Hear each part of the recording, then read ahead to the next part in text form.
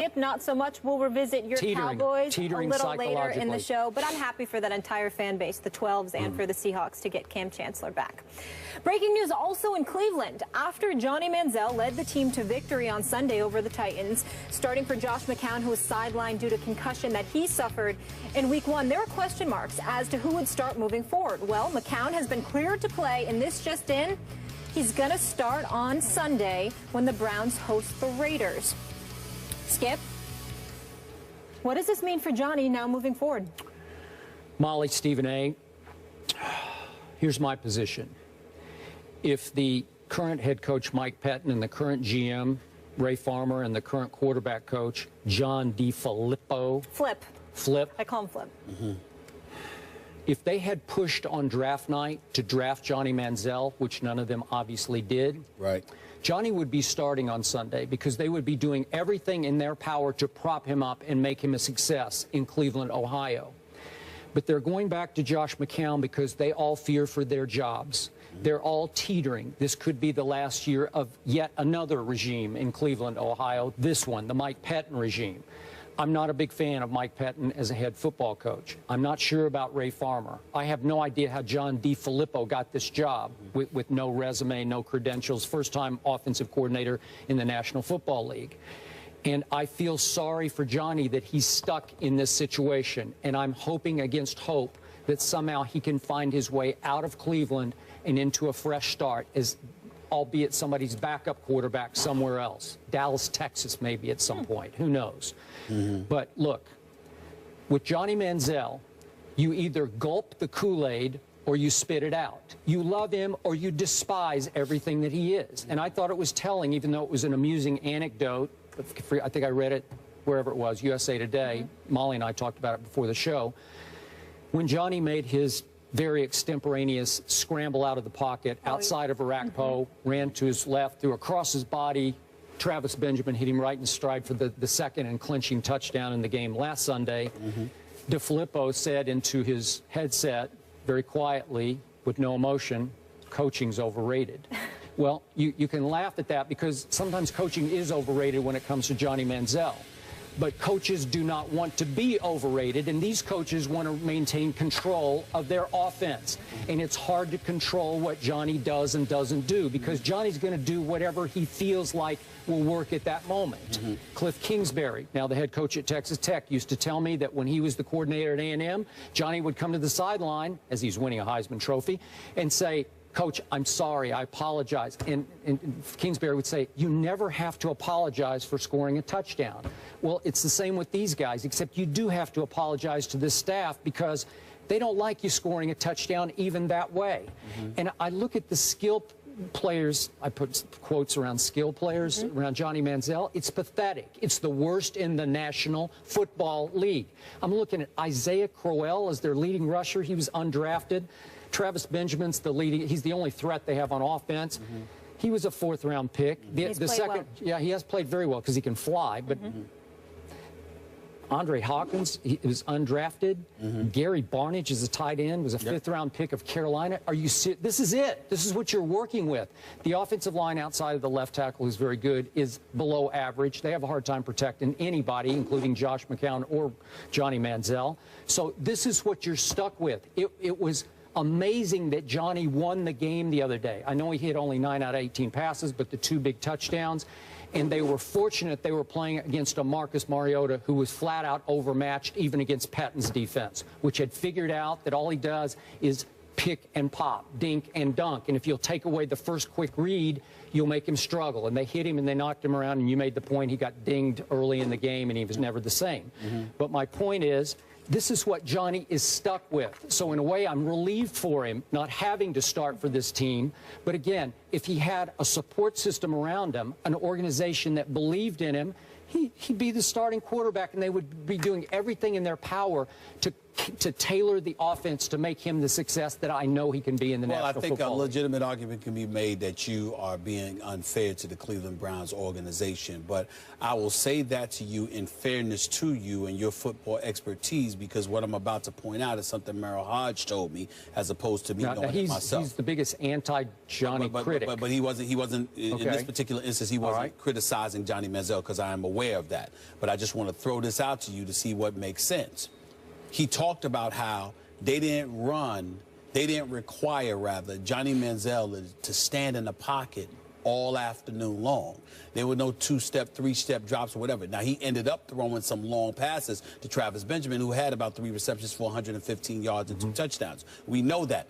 But at no time was Johnny Manziel required to do those things, because they didn't believe that tailored to his game, nor was he ready for it. Then they looked at their personnel and said, like you just said, what do we have? So when we look at it from that perspective, let me tell you what Johnny Manziel, his teammates, not Johnny Manziel himself, because you know when we were at the finals, I saw Johnny Manziel on a couple of occasions, all right? And those conversations that he and I had, I'll leave to us, because he didn't ask me to divulge them. I'm certainly not going to violate his trust like that. But I will tell you what his teammates said, and they want it put out there. There's a difference between Brian Hoyer and Josh McCown. When you look at Brian Hoyer, he was that guy that wanted that job. Did y'all see that movie Draft Day? With Kevin Costner? He came on this show and talked about it. And if you remember, there's a scene in there, and it's amazing, ironically, the franchise he was overseeing was Cleveland. And he was talking about how the quarterback on the team was worried about Kevin Costner drafting another quarterback. Okay, so he and his wife and them, they were worried about it, et cetera, et cetera. And they ended up drafting somebody on the defensive side of the ball. Well, that was Brian Hoyer last year. Brian Hoyer didn't want Johnny Manziel drafted. He wanted the job to be all of his own. And when it didn't work out that way, he certainly wasn't willing to help him. Now, you and I don't have a problem with that, because if you're competing for a job, it's no big deal. We understand it. That's what comes along with competitive fervor. So we get all of that. Josh McCown doesn't have that issue. And that's what those players wanted to point out. It's not a big deal that Josh McCown has been reinserted, because Josh McCown is not trying to be the starting quarterback for the Cleveland Browns. He understands that this is something that's ultimately going to be handed to Johnny Manziel. And what the teammates were telling me was that, look at Johnny Manziel. He looks incredibly happy and relaxed. And it's not just because of his sobriety. It's not just because he handled his issues with alcohol by going, you know, and getting some help in the offseason, which is well documented. It's because he knows that he has somebody playing the position with more experience who's willing to help him before gladly handing the baton to him.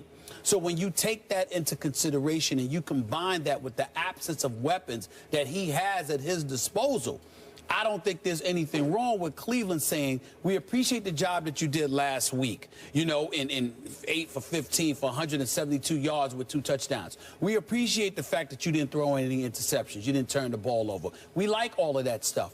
But there's still some things you have to learn. And plus, we're buying you time, because we know what we're giving you to work with on the offensive side of the ball. Defensively, they had 7 sacks. Defensively, I mean, what are you talking about? Brian Dansby, Hughes, I mean, Kruger, you got Whitner, all of these boys. That's 7 sacks. These boys are balling defensively, and we know their defense is they're no scrubs. So if the defense is keeping you in the game, but you're limited offensively, and ultimately it could lead to diminishing your level of confidence, I think that the Cleveland Browns may actually be doing something right on the offensive side of the ball for a change, in terms of giving him some time to learn even more, instead of throwing him to the wolves with the minimal amount of weapons he has. Okay, I hear that case. Where I disagree is with your conclusion that they're waiting to hand the baton to Johnny Manziel. I don't buy that.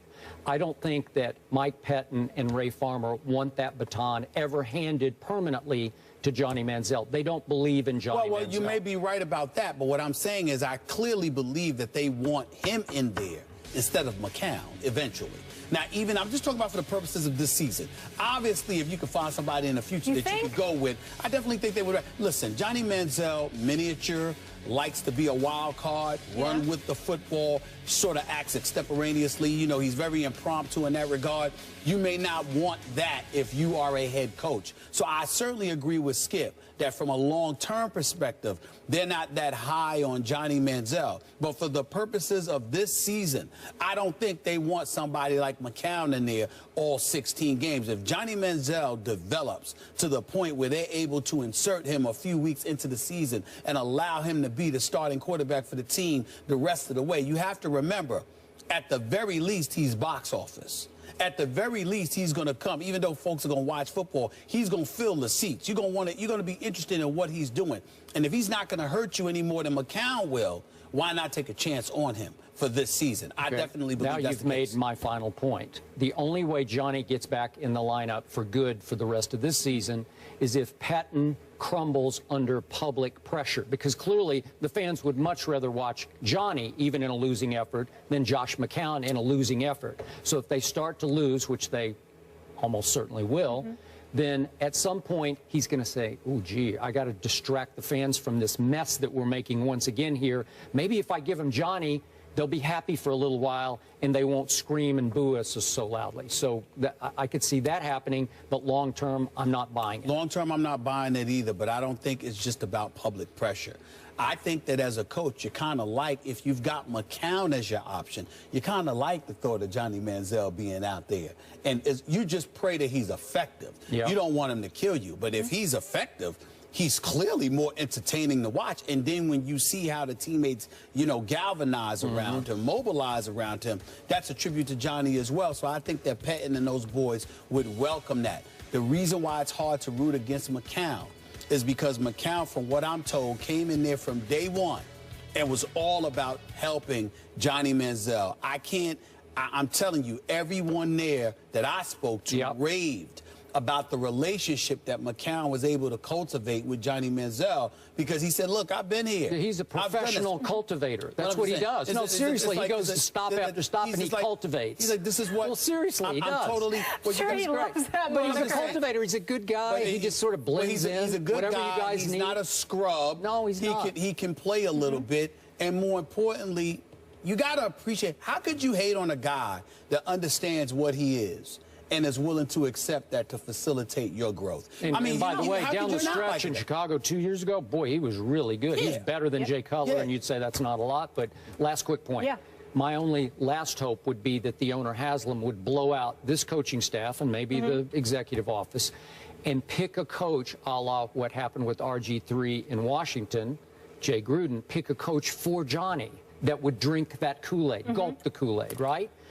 Okay, it didn't work out so well for RG3, but I would love to see that happen for Johnny's sake. Gotcha. But again, what you guys mentioned earlier, if you're a Johnny supporter, really two ways to look at it. Blessing in disguise because of the supporting cast, or let the guy, throw him into the fire. They're hosting the Raiders, and keep the momentum going. We'll see. On a more somber note, Yankees legend Yogi Berra passes at the age of 90. We'll look back on his storied life when we come back and pay our respects. That's next here on First Take.